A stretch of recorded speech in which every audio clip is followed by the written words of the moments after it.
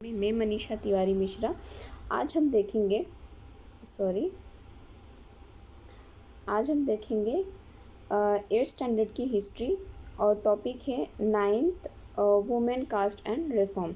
तो हम इस टॉपिक के बारे में डिटेल में जानेंगे और इसके पहले की भी 8th 7th ऐसे टॉपिक्स आए हैं और उसकी भी वीडियो आप देख सकते हैं।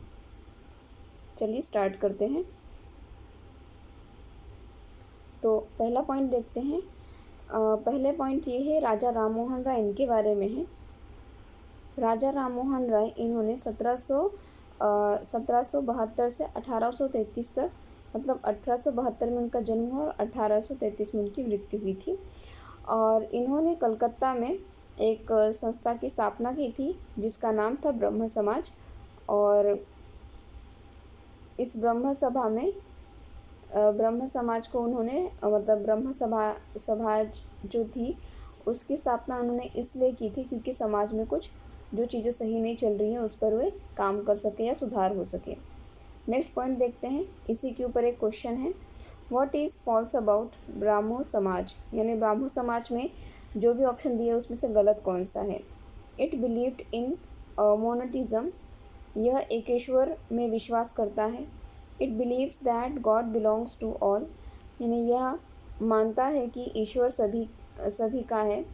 थर्ड ऑप्शन है, it believes that God should be worshipped, यह मानता है कि ईश्वर की मूर्ति पूजा करनी चाहिए। It believes that man should be charitable, यह मानता है कि मनुष्य को परोपकार करना चाहिए।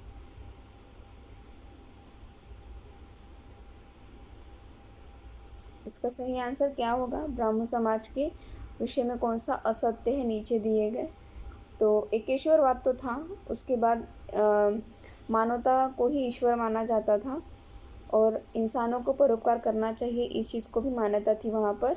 बट ईश्वर मूर्ति पूजा को मान्यता नहीं थी, ये गलत है स्टेटमेंट, इसीलिए आपका थर्ड ऑप्शन सही है। नेक्स्ट पॉइंट की तरफ बढ़ते हैं। राममोहन राय इन्हें संस्कृत, पर्शियन और भी भारत और यूरोप की कुछ लैंग्वेजेस के बारे में पता था, इतना याद रखिएगा। नेक्स्ट पॉइंट की तरफ बढ़ते हैं। सती एक प्रथा थी जो कि 1829 में बैन कर दी गई थी। इसे प्रतिबंधित करना बहुत ज़्यादा ज़रूरी था।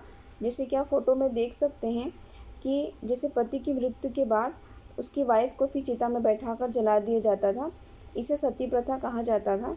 और ये प्रथा सबसे ज़्यादा बहुत बुरी प्रथा थी जिसे 1829 में बंद कर दिया गया था।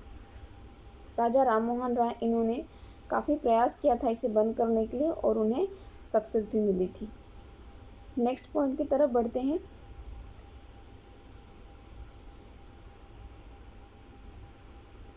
सती प्रथा थी, सती वॉज अ प्रैक्टिस, यानी सती प्रथा क्या थी? बलिदान देने की क्रिया, एक प्रथा जिसमें एक स्त्री को उसके पति की मौत के बाद उसके चिता पर जला दिया जाता था। एक दहेज प्रथा, एक धार्मिक प्रथा जिसके द्वारा एक आदमी या औरत प्रबुद्ध हो जाते हैं। तो ये एक ऐसी प्रथा थी जबकि पति की मौत के बाद उसकी पत्नी को चिता पर रख कर जला दिया जाता था, ये थी सती प्रथा। नेक्स्ट पॉइंट की तरफ बढ़ेंगे। राजा राममोहन राय इन्होंने अपने देश में काफ़ी नाम किए, इतिहास में काफ़ी नाम किया है, असाधारण काम किया है। तो उनका जो काम था वो किस फील्ड से रिलेटेड था? नीचे दिए गए ऑप्शन में से पहला था रेजिंग रिलीजन, यानी धर्म को ऊंचा उठाना, सोशल रिफॉर्म, समाज सुधारना, एजुकेशन शिक्षा, या फिर इंट्रोड्यूसिंग टू इंग्लिश, यानी कि अंग्रेजी को परिचित कराना। तो इसका सही ऑप्शन है समाज सुधार, क्योंकि राजा राममोहन राय इन्होंने समाज सुधार का ही कार्य किया जिसकी वजह से वे बहुत ही फेमस हुए इतिहास में। नेक्स्ट पॉइंट की तरफ बढ़ेंगे। हुक स्विमिंग है, आप यहाँ देखेंगे ये हुक झूले का त्यौहार है जहाँ पे हुक लटका दिया जाता है पीठ में, और ये एक लोकप्रिय त्यौहार है। और इस लोकप्रिय त्यौहार में आप देखेंगे कि अनुष्ठान की जब पूजा के दरमियान, अनुष्ठान पूजा के हिस्से के रूप में यहाँ पे देखा गया कि लोगों को पीठ पर अजीबोगरीब पीड़ा होती थी, क्योंकि इनकी स्किन में हुक लटका दिया जाता था और इन्हें ऊपर उठाया जाता था, जिसकी वजह से इन्हें काफ़ी तकलीफ़ होती थी और इसे एक त्यौहार की तरह मनाया जाता है। नेक्स्ट पॉइंट की तरफ बढ़ेंगे। One of the Ishwar Chandra Vidyasagar, इनके बारे में देखेंगे। इन्होंने काफ़ी पुराने ग्रंथों की मदद ली, ये सिद्ध करने, प्राचीन ग्रंथों की मदद से उन्होंने ये बताया कि विधवा पुनर्विवाह कर सकती हैं, और इनके इस सुझाव को ब्रिटिश अधिकारियों ने मान्यता स्वीकार कर ली है और 1856 में विधवा पुनर्विवाह की अनुमति के लिए कानून पारित किया गया। यानी कि ईश्वर चंद्र विद्यासागर, इन्होंने पुरानी जो ग्रंथ थी उसकी सहायता से ये समझाया कि कैसे विधवा पुनर्विवाह करके अपने आगे की ज़िंदगी को जी सकती हैं, और उनके इसी सुझाव से ब्रिटिश सरकार सहमत हुई और 1856 में कानून बना, जिसमें बताया गया कि पुनः विधवा फिर से विवाह करके अपने जीवन सुखी से जी सकती हैं। नेक्स्ट पॉइंट की तरफ, मद्रास में तेलुगु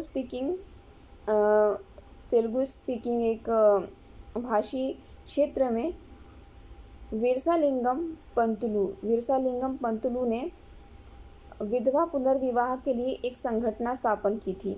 याद रखिएगा, मद्रास में वीरसालिंगम पंतुलु, इन्होंने विधवा पुनर्विवाह के लिए एक संस्था की संघ का गठन किया। नेक्स्ट पॉइंट, नॉर्थ में यानी कि उत्तर दिशा में स्वामी दयानंद सरस्वती, इन्होंने आर्य समाज की स्थापना की और इसका जो मेन कार्य था वो था विधवा पुनर्विवाह। इसे भी याद रखिएगा कि उत्तर की तरफ यानी नॉर्थ साइड में स्वामी दयानंद सरस्वती, इन्होंने आर्य समाज की स्थापना की और इस आर्य समाज का जो मुख्य उद्देश्य था विधवा पुनर्विवाह था। नेक्स्ट पॉइंट की तरफ बढ़ेंगे। दयानंद सरस्वती, इन्होंने जो आर्य समाज की स्थापना की थी वो 1875 में की, और दयानंद ने 1875 में आर्य समाज की स्थापना की, एक ऐसा संगठन जिसने हिंदू धर्म में सुधार का प्रयास किया। यानी ये एक ऐसी संगठन थी जिसने हिंदू में जो भी चीज़ें गलत होती थी उसे सुधार कर आगे बढ़ाया जाए, यानी कि हिंदुइज़्म ख़त्म ना हो, उसमें जो भी बुराइयां हैं उसे दूर करके उसमें सुधार करके उसे आगे बढ़ाया जाए। इसके लिए दयानंद, इन्होंने आर्य समाज की स्थापना की थी 1875 में। नेक्स्ट पॉइंट की तरफ बढ़ेंगे। विद्यासागर कलकत्ता में, उन्होंने गर्ल्स के लिए स्कूल खोले थे। विद्यासागर, इन्होंने कलकत्ता में गर्ल्स के लिए स्कूल खोले थे और ऐसी कई स्कूल्स मुंबई में खोली गई थी गर्ल्स के लिए, इसे याद रखिएगा। नेक्स्ट पॉइंट की तरफ, स्कूल्स गर्ल्स के लिए स्कूल्स बनाई गई थी। आर्य समाज ने पंजाब में स्कूल बनाई थी और ज्योतिराव फुले, इन्होंने महाराष्ट्र में स्कूल बनाई थी गर्ल्स के लिए। बिल्कुल याद रखिएगा कि जो आर्य समाज, दयानंद सरस्वती हैं जो आर्य समाज की स्थापना की है, उन्होंने पंजाब में गर्ल्स के लिए स्कूल की स्थापना की। उसके बाद ज्योतिराव फुले, इन्होंने बहुत बड़ा इनका हाथ रहा लड़कियों को एजुकेट करने में। इन्होंने अपनी वाइफ को भी एजुकेट किए थे सबसे पहले, और वही टीचर थी गर्ल्स के स्कूल में पहली। तो इन्होंने महाराष्ट्र में बहुत अच्छा काम किए थे गर्ल्स की, लड़कियों की शिक्षा से रिलेटेड। नेक्स्ट पॉइंट की तरफ बढ़ते हैं। क्वेश्चन है हमारा एक, who among the following wrote the book Gulamgiri. Gulamgiri नाम की पुस्तक किसने लिखी थी? गुलामगिरी नाम की किताब किसने लिखी? ज्योतिराव फुले, श्री नारायण गुरु, B.R. अम्बेडकर या फिर E.V. रामास्वामी। ज्योतिराव फुले सही आंसर है। गुलामगिरी जो किताब है ये ज्योतिराव फुले इन्होंने लिखी है, याद रखिएगा, पेपर में काफ़ी बार पूछा गया है। नेक्स्ट पॉइंट की तरफ बढ़ते हैं। हिंदू महिला विद्यालय में 1875 में इसकी स्थापना की गई। यहाँ पर गर्ल्स पहली बार स्कूल गई 19वीं शताब्दी की पहली स्कूल थी गर्ल्स के लिए, जिन्होंने ये देखा कि जो गर्ल्स लड़कियों का जो पाठ्यक्रम है वो कैसा होना चाहिए, बॉयज़ से थोड़ा सा कम होना चाहिए। और हिंदू महिला विद्यालय एक ऐसी पहली संस्थान थी जिसने कि लड़कों की बराबरी का सिलेबस लड़कियों को दिया था, मतलब कि लड़कों से थोड़ा बहुत मैच करें इस तरीके का लड़कियों को भी पाठ्यक्रम दिया गया था हिंदू महिला विद्यालय में पहली बार। नेक्स्ट पॉइंट की तरफ बढ़ेंगे। मुमताज़ अली ने महिलाओं की शिक्षा के लिए कुरान का तर्क दिया। इन्होंने कहा कि जो कुरान में जो छंदों की पुनर्व्याख्या है उसे स्पष्ट किया, और उन्होंने कहा कि महिलाओं को धर्म और घरेलू प्रबंधन के बारे में उसी भाषा में पढ़ाना चाहिए जो भाषा वे आसान तरीके से समझ सकें। याद रखिएगा मुमताज़ अली के बारे में, जिन्होंने ये बताया था कि कुरान के छंदों को पढ़कर उन्होंने ये स्पष्ट किया था कि लड़कियों को घरेलू काम के बारे में या शिक्षा या धर्म के बारे में पढ़ाने के लिए वही भाषा यूज़ करनी चाहिए जिसमें वे आसानी से समझ सकें। नेक्स्ट पॉइंट की तरफ बढ़ेंगे। मुस्लिम वुमेन थी, बेगम थी भोपाल की, जिन्होंने लड़कियों के लिए स्कूल खोली थी अलीगढ़ में। अलीगढ़ भी एमपी में है, मध्य प्रदेश में। तो ये क्वेश्चन भी आया हुआ है 2021 में। भोपाल की जो बेगम थी उन्होंने मुस्लिम महिलाओं की शिक्षा के लिए लड़कियों के लिए प्राथमिक विद्यालय कहाँ पर स्थापित की थी? अलीगढ़ में। Next point, Begum Rokeya Sakhawat Hussain started schools for Muslim girls. यानी कि बेगम रोकया शेखावत हुसैन ने पटना और कलकत्ता में मुस्लिम लड़कियों के लिए स्कूल शुरू किए, और वे बहुत ही निडर थी, और जो आलोचक थे उनके जो मतलब समाज सुधारक थे, जो भी समाज के नियम धर्म बनाए थे, उनकी वे निडर तरीके से आलोचना करती थी। और उनका तर्क यही था कि हर धर्म के धार्मिक नेताओं ने महिलाओं को हीन स्थान दिया है, यानी कि लड़कियों को छोटा महसूस कराया है हर धर्म के धार्मिक नेताओं ने, ये इनका कहना था। बेगम रोकया शेखावत हुसैन इनका कहना था। एक क्वेश्चन देख लेते हैं। Who among the following was the author of the story सुल्तान का स्वप्न। यानी कि सुल्तान का स्वप्न नामक कहानी की लेखिका इनमें से कौन थी? मुमताज़ अली, रामसुंदरी देवी, पंडिता रमाबाई या रोकया शेखावत। तो रोकया शेखावत हुसैन इसका सही आंसर है। उन्होंने ही किताब लिखी थी सुल्तान का स्वप्न। नेक्स्ट पॉइंट की तरफ बढ़ेंगे। ताराबाई शिंदे इन्होंने पुणे के घर में इन्होंने घर में अपने आप को शिक्षित किए अपने पेरेंट्स द्वारा या अपने गुरुजी द्वारा, और उन्होंने एक बुक प्रकाशित की जिसका नाम था स्त्री पुरुष तुलना। यह है ताराबाई शिंदे, और इन्होंने स्त्री पुरुष तुलना नाम की एक किताब लिखी, और उन्होंने अपने आप को घर पर ही शिक्षित की थी, वो किसी स्कूल में नहीं गई थी। बहुत बड़ी बात है एक महिला के लिए। नेक्स्ट पॉइंट पंडिता रमाबाई के लिए है। ये बहुत ही स्कॉलर थी, मतलब बहुत ज़्यादा होशियार थी संस्कृत में, और इन्होंने बुक लिखी थी, ऐसी बुक लिखी थी जिसमें उन्होंने ये मेंशन किया था कि जो अपर कास्ट की यानी जो ब्राह्मणों के घर की जो महिलाएं हैं उनकी स्थिति क्या है, उनकी दयनीय स्थिति पर उन्होंने किताब लिखी थी। उच्च जाति की हिंदू महिलाओं के दयनीय जीवन के बारे में एक पुस्तक लिखी। किसने लिखी थी? पंडिता रमाबाई इन्होंने। ये है पंडिता रमाबाई, ये है पंडिता रमाबाई। नेक्स्ट पॉइंट की तरफ बढ़ेंगे। एक क्वेश्चन है, क्वेश्चन पढ़ लेंगे। Ramabai, who was the warrior of female education, never went to school. Yet she was given the title of Pandita. Pandita Ramabai ये कभी स्कूल नहीं गई, उसके बावजूद भी उन्हें पंडिता का खिताब मिला। क्यों मिला उन्हें पंडिता का खिताब? क्योंकि उन्होंने अपने माता पिता से पढ़ना लिखना सीखा। उनके मिशन उनके मिशन ने विधवाओं और गरीब महिलाओं को न केवल पढ़ने लिखने के लिए प्रोत्साहित किया, अपितु व्यावसायिक कुशलताओं की सहायता से स्वावलंबी होने की शिक्षा भी दी। वे संस्कृत पढ़ना लिखना जानती थी, जो एक बहुत बड़ी उपलब्धि थी, क्योंकि उनके समय में महिलाओं को इस प्रकार का ज्ञान अर्जित करने की अनुमति नहीं थी। या फिर फोर्थ, उन्होंने महिला शिक्षा को बढ़ावा देने के लिए पुणे के पास खेड़ा गांव में एक मिशन स्थापित किया। क्यों उन्हें पंडिता की उपाधि दी गई? क्योंकि वे ऐसी भाषा के बारे में जानती थी जो कि बहुत बड़ी बात थी, संस्कृत। और संस्कृत जानना कोई छोटी बात नहीं थी, बहुत बड़ी बात थी। और महिलाओं के लिए खासकर, क्योंकि संस्कृत भाषा जानना उस समय में बहुत बड़ी बात होती थी और कठिन भी थी, जिस वजह से उन्होंने इसे बहुत आसानी से ग्रहण किया, इसलिए उन्हें पंडिता का नाम दिया गया। वो एक बहुत ही ज्ञानी महिला के नाम पे संबोधी जाती थी। नेक्स्ट पॉइंट की तरफ बढ़ेंगे। She founded a window home. तो पंडिता रमाबाई इन्होंने पूना में एक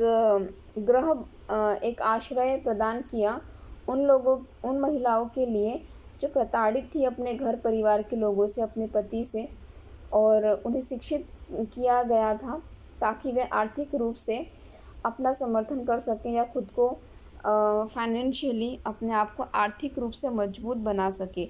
ये उन लोगों के लिए आश्रम था, आश्रय दिया गया था जो महिलाएं अपने ससुराल से पीड़ित थी, अपने पति और अपने ससुराल वालों से पीड़ित थी। उनके लिए एक आश्रय प्रदान किया गया था पुणे में। नेक्स्ट पॉइंट की तरफ बढ़ेंगे।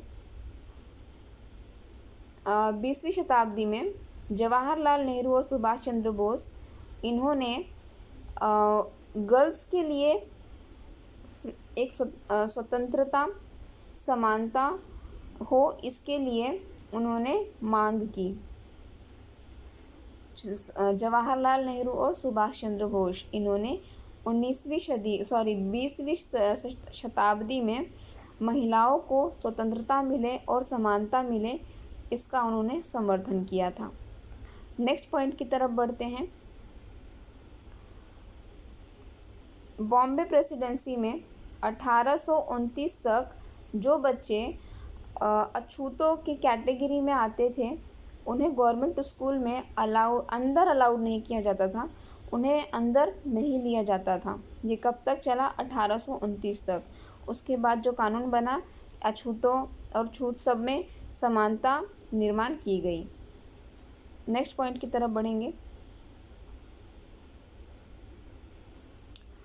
सतनामी एक मूवमेंट हुआ भारत में, और ये हुआ सेंट्रल इंडिया में, मध्य भारत में हुआ ये। और इसे किसने, मतलब ये किसके द्वारा किया गया है? ये घासीदास इनके द्वारा किया गया। ये एक लीडर वर्ग, मतलब इन्होंने काम किया, जो लोग चमड़े का काम करते हैं उनके बीच में रहकर उन्होंने काम किया, और उन्होंने एक संस्था बनाई, और इस संस्था के हिसाब से उन्होंने आंदोलन आयोजित किया। और उनके आंदोलन का मुख्य उद्देश्य यही था कि जो चमड़े जो लोग बनाते हैं उन्हें अछूत न कहकर उन्हें भी समाज में एक अच्छी स्थिति मिले, उनकी स्थिति सुधरे, और उन्हें अछूतों की कैटेगरी में ना लेकर उन्हें भी समानता दी जाए, क्योंकि वे सिर्फ अपना काम करते हैं। इसलिए उनका सोशल स्टेटस सुधारने के लिए सतनामी मूवमेंट यानी कि सतनामी आंदोलन कराया गया था। चमड़े का काम करने वाले लोगों को समानता मिले समाज में, इसीलिए सतनामी मूवमेंट हुआ था, सतनामी आंदोलन हुआ था। और ये किसके द्वारा हुआ था? घासीदास द्वारा ये स्थापित किया गया था। इतना याद रखिएगा। नेक्स्ट पॉइंट की तरफ बढ़ेंगे। श्री नारायण गुरु इन्होंने अपने लोगों के लिए एकता के आदर्शों की घोषणा की। उनके प्रसिद्ध कथन थे, ओरु ज्योति ओरु मातम ओरु दाई एम मनुष्यनोम, एक जाति एक धर्म मानव जाति के लिए एक ईश्वर। उन्होंने एकता के ऊपर बात कही। किसने कही? श्री नारायण गुरु इन्होंने कही। ठीक है, उन्होंने कहा कि हर इंसान के लिए सिर्फ एक जाति हो, एक धर्म हो, और एक मानव जाति के लिए एक ही ईश्वर हो। यही उन्होंने समानता का मंत्र बताया। नेक्स्ट पॉइंट की तरफ बढ़ेंगे।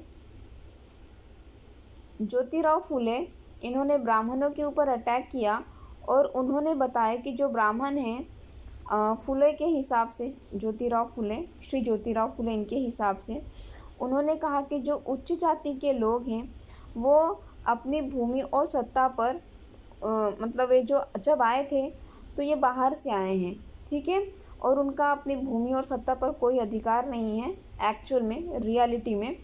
और ये जो ज़मीन है ये किन लोगों से बिलोंग करती है, जो लो कास्ट के लोग हैं, जो निम्न जाति के लोग हैं, उनसे ये भूमि जुड़ी हुई है और यही लोग असली ऑनर है इस ज़मीन के।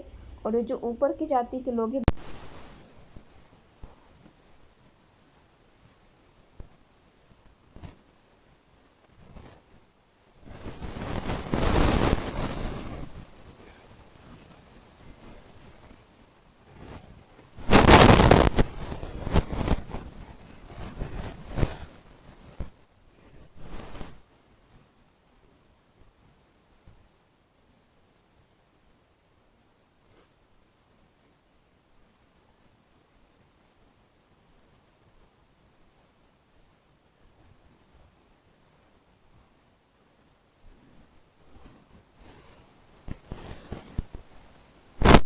ज्योतिराव फुले इन्होंने कहा कि जो उच्च ब्राह्मण हैं इनका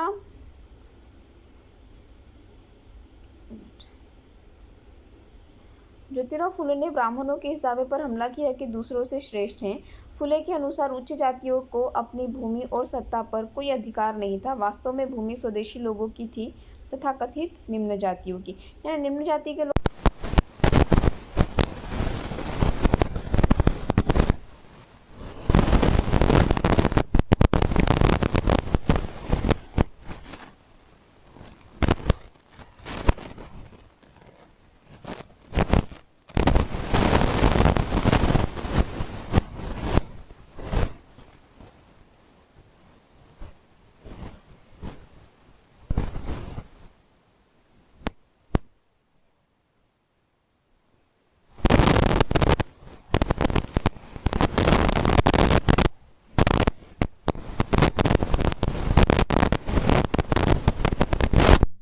कुछ तो गड़बड़ है, बहुत ज़्यादा प्रॉब्लम हो रही है। 1 मिनट।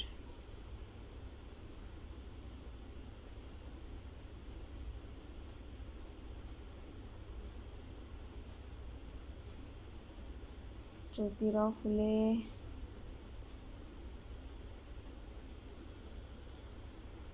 ठीक है, लेट्स सी क्या होता है। सत्यशोधक समाज की स्थापना ज्योतिराव फुले इन्होंने की और ये जो संस्था थी इसकी इसका उद्देश्य यही था कि जाति समानता का प्रचार किया जाए। इस वजह से इन्होंने सत्यशोधक समाज की स्थापना की। उसके बाद नेक्स्ट पॉइंट की तरफ बढ़ेंगे। अंबेडकर जी ने 20वीं शताब्दी में डॉक्टर BR अम्बेडकर और वेस्टर्न साइड यानी कि दक्षिण में, सॉरी तो पश्चिम होना चाहिए,